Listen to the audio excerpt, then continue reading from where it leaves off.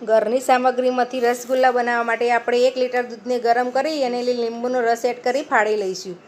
સરસ પાણી છૂટું પડે એવું આપણે ફાડી લેવાનું છે. હવે આપણે એક ચાળણી લઈ અને આપણે કોટનનું કપડું એડ કરી અને આ પનીરને ચાળી લઈશું અને થોડું ઠંડુ પાણી એડ કરીને સાફ કરી લઈશું અને પાણીનું નિતારી લઈશું. પછી એક કોટનના કપડા રૂમાલમાં લઈને આપણે કોરું થવા મૂકી દઈશું.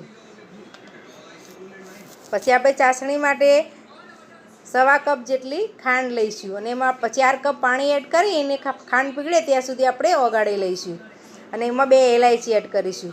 હવે પનીરને આપણે એક મોટા વાસણમાં લઈ મસળી લઈશું. પછી 1 ચમચી મેદો ઉમેરી અને આપણે સરસ ફરી મસળી લઈશું. હવે ગોળો કરી એમાં થોડો ખાડા જેવું કરી એમાં આપણે ચપટી ખાંડ તો સાકર નાખી અને ગોળા વાળી લઈશું. પછી ગોળાને આપણે ચાસણીમાં એડ કરી લઈશું અને 7 થી 8 મિનિટ આપણે ઉકાળી લઈશું. તો 7 થી 8 મિનિટ પછી આપણા સરસ રસગુલ્લા તૈયાર છે.